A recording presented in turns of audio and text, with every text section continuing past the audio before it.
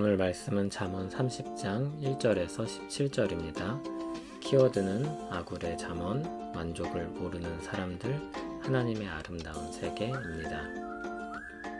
이 말씀은 야게의 아들 아굴의 잠언이니 그가 이디엘 곧 이디엘과 우갈에게 이른 것이니라. 나는 다른 사람에게 비하면 짐승이라.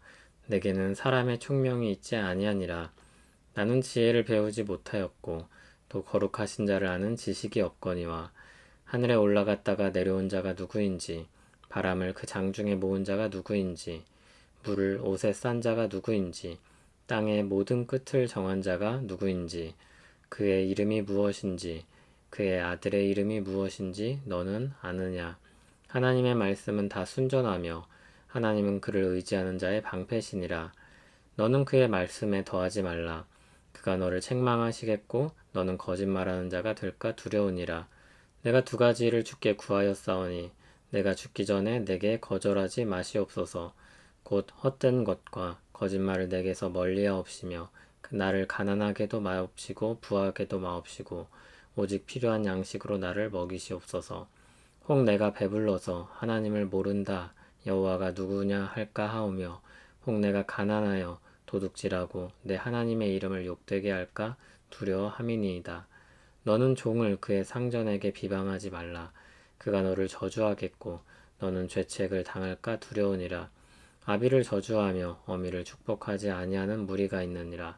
스스로 깨끗한 자로 여기면서도 자기의 더러운 것을 씻지 아니하는 무리가 있느니라. 눈이 심히 높으며 눈꺼풀이 높이 들린 무리가 있느니라. 앞니는 장검 같고 어금니는 군도 같아서 가난한 자를 땅에서 삼키며 궁핍한 자를 사람 중에서 삼키는 무리가 있느니라. 거머리에게는 두 딸이 있어 다오 다오 하느니라. 족한 줄을 알지 못하여 족하다 하지 아니하는 것 선언시 있나니 곧 스올과 아이 베지 못하는 태와 물로 채울 수 없는 땅과 족하다 하지 아니하는 불이니라. 아비를 조롱하며 어미 순종하기를 싫어하는 자의 눈은 골짜기에 까마귀에게 쪼이고 독수리 새끼에게 먹히리라. 아멘. 30장은 새로운 단락으로 아굴의 잠언이라는 제목이 달려 있습니다. 2절을 보면 자신을 다른 사람에 비하면 짐승이라고 말합니다. 지혜서에서 짐승은 가장 둔하고 미련한 사람을 가리킵니다. 그 미련함이 무엇인지는 이어지는 구절을 보면 알 수 있습니다. 3절에서 자신은 지혜를 배우지 못했다고 말합니다. 그가 배우지 못했다고 말하는 지혜는 거룩하신 자를 아는 지식입니다. 이것은 사람으로부터 얻을 수 없는 지식이기 때문입니다. 그리고 이어서 하나님에 대해서 인간이 얼마나 무지한지를 계속해서 말합니다. 4절은 하늘로부터 시작해서 땅으로 끝나는 질문들과 이름을 묻는 두 질문으로 구성되어 있습니다. 온 우주를 뜻하는 하늘과 땅에 대해서 그리고 세상의 생명을 지탱하는 두 가지 기본 요소인 바람과 물에 대해서 우리는 알지 못합니다. 이것은 천체나 과학에 대한 무지를 말하는 것이 아니라 창조주 하나님께서 지으신 설계와 능력에 대한 것입니다. 그리고 그 모든 것을 지으시고 주관하시는 그의 이름이 무엇인지를 묻습니다. 그분에 대한 지식을 가지고 있느냐는 것입니다. 창조주를 아는가 아니면 그의 아들의 이름을 아는가? 창조주를 모른다면 아들이라도 아는가? 그렇게 물으면서 인간의 무지를 더 강조합니다. 이러한 질문들은 우리가 아는 것이 하나도 없다는 것이 아니라 우리의 지식이 얼마나 가난한지를 드러내는 것입니다. 그리고 하나님께서 계시한 것이 없이 우리가 아무것도 알 수 없음을 말해주고 있는 것입니다.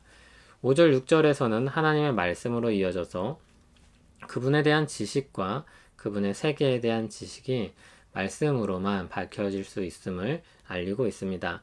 인간이 무지하나 하나님의 계시의 말씀으로 인해 하나님에 대해서 그리고 세상에 대해서 말할 수 있습니다.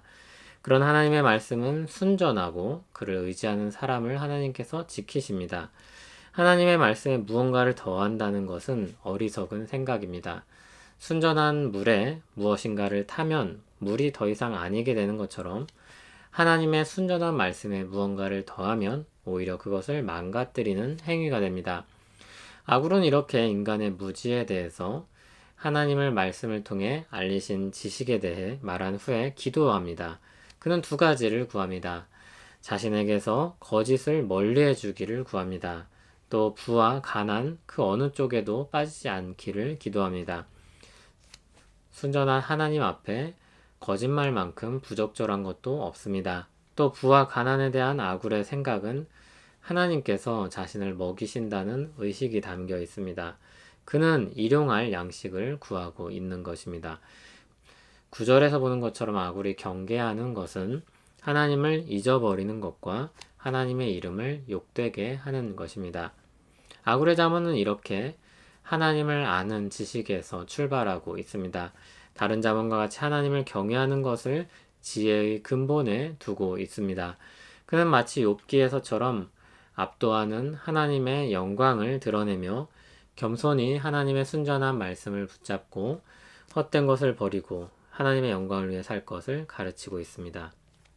앞에서는 1인칭으로 말하고 있었는데 10절부터는 2인칭으로 말하기 시작합니다.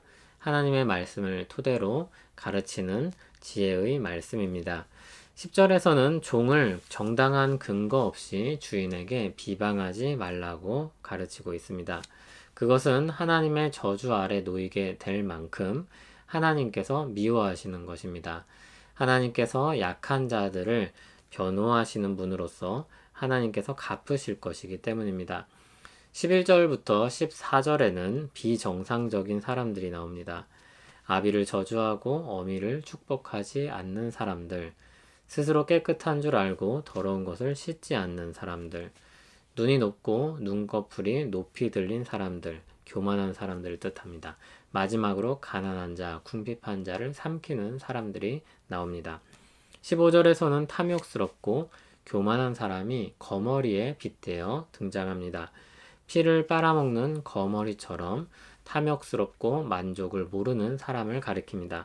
그들에게 두 딸이 있는데 그는 계속해서 다오, 다오 말하면서 보챕니다. 그렇게 만족할 줄 모르는 사람들 중에 서넛의 예가 나옵니다. 먼저는 스올입니다. 스올은 죽음을 상징합니다. 죽음의 권세는 만족을 모릅니다. 다음으로 아이 배지 못하는 태입니다. 스올과 대조적으로 생명과 연관되는 것인데 태는 생명을 잉태하려고 하는 열망을 가지고 있지만 아이를 배지 못하기 때문에 만족하지 못하고 있는 상황입니다. 그리고 물로 채울 수 없는 땅이 나옵니다. 밑빠진 독처럼 아무리 채워도 채울 수 없는 사막과 같은 메마른 땅입니다. 얼마나 물이 많아야 그 땅을 만족시킬 수 있을까요? 마지막으로 족하다 하지 아니하는 불입니다. 불은 태울 수 있는 것이 있는 한 계속해서 타려는 성질을 가지고 있습니다. 17절에 불효자에 대한 내용이 다시 나옵니다. 그들의 운명은 아주 비참할 것입니다. 하나님께서 지으신 질서 중 가장 기본이 되는 부모와 자식의 관계를 깨뜨리기 때문입니다. 그들은 하나님으로부터 호의를 얻을 수 없을 것입니다. 앞에서 하나님에 대해 초점을 맞췄다면 여기서는 하나님께서 지으신 세계에 초점을 맞춥니다. 하나님이 지으신 세계는 기계적인 질서에 의해 돌아가는 구조물이 아닙니다. 하나님께서 통치하시는 곳입니다. 그러므로 하나님에 대한 지식이 없이 이 세상을 살아간다는 것은 눈을 감고 높은 곳에서 외줄타기를 하는 것과 같습니다. 그들의 특징은 불만족입니다. 하나님을 모르는 또는 배제한 사람들은 만족할 줄 모릅니다. 뒤집어 말하면 하나님을 아는 사람들은 항상 만족할 수 있습니다. 하나님께서 사랑으로 우리를 돌보시고 또 채우실 것을 믿기 때문입니다. 주어진 현실을 하나님께서 주신 것으로 받아들이기 때문입니다. 13세기 스페인 국왕이며 유식한 알폰소라는 별명을 가진 알폰소 10세가 이런 말을 했다고 합니다. 내가 창조에 참여했다면 우주를 좀 더 질서 있게 하는 몇몇 유용한 힌트를 주었을 텐데 어떻게 들리시나요? 굉장히 허무맹랑한 말처럼 들리지만 우린 종종 이와 비슷한 말을 할 때가 많습니다. 물론 알폰소처럼 당돌하게 말하진 않을 것입니다. 우린 아마 이런 식으로 말을 할 것입니다. 하나님께서 가룟 유다를 미리 치워 버리셨으면 좋았을 걸. 예수님께서 좀 더 효과적인 방식으로 자신을 드러냈다면 좋았을 걸. 어떻게 저렇게 선한 사람을 저 지경이 되도록 하나님은 내버려 두실까? 하나님은 왜 저런 악한 사람들을 이 땅 가운데 그냥 두고 계실까? 이런 식으로 아마 말할 것입니다. 그러나 아굴은 마치 하나님 앞에 섰던 욥처럼 허리를 묶고 하나님의 말씀 앞에 겸손하게 섭니다. 하나님의 말씀이 자신을 가르치며 그 순전한 말씀만이 자신의 인도자가 됨을 믿습니다.